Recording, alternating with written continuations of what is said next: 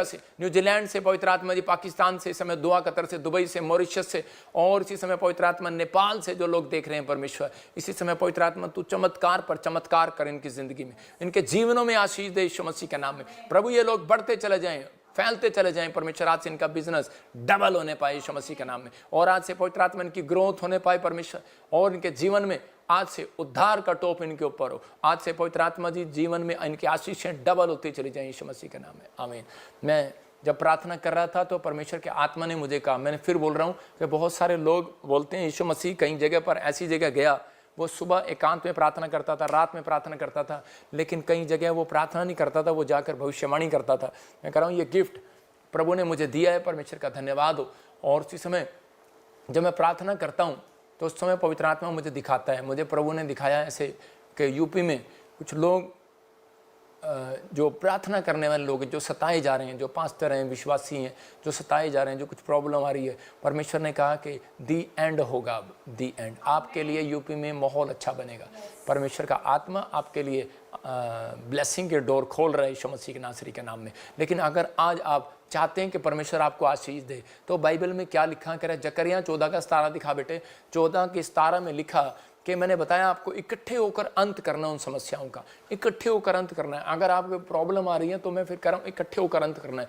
हो सकता है कह रहा कि आपके जीवन में कोई समस्या हो। जब बाइबल बोलती है कि योशू के जीवन में एक प्रॉब्लम थी और उसी समय वो यरीहो की नगरी से इजराइलियों को नहीं छुड़वा पा रहा था, उसको प्रॉब्लम हो रही थी कि मैं कैसे जाऊंगा, कैसे होगा सब कुछ। तो उसी समय हम तो थोड़े से हैं, वो इतने बड़े बड़े हैं, उनकी दीवारें इतनी ऊंची ऊंची हैं और इतनी मोटी मोटी दीवारें हैं, वो टूट भी नहीं सकती। तो उसी समय हो सकता है आपकी परेशानी इतनी बड़ी हो, इतनी मोटी हो, और आपका दुश्मन इतना मोटा हो और उसकी परेशानियाँ, आपकी परेशानियाँ मतलब उससे बड़ी लग रही हो और आप कह रहे हो कि मैं कुछ नहीं कर सकता, सामने वाले की दुकान मेरे से अच्छी चल रही है, मेरी दुकान कम चल रही है। लेकिन उसी समय परमेश्वर ने यरीहो की नगरी में जाने के लिए उसको तरीका बताया और उसको कहा कि तुम जाना और 6 चक्कर लगाना, और 6 चक्कर के बाद 7वें चक्कर में हालेलुया का नारा लगाना, जयकार के नारे लगाना, और उसके बाद वो दीवार गिर जाएगी। और उसी समय जब उन्होंने जय जयकार के नारे लगाए, कब? 7वें चक्कर में, याद रखना, जब नारे लगाए उसी समय वो दीवार गिर गई। हो सकता है आज आप कहता दीवार गिराना चाहते हो, लेकिन घर बैठ के गिरा रहे हो, प्रार्थना कर रहे हो, बाइबल पढ़ रहे हो, लेकिन नहीं गिर रही हो।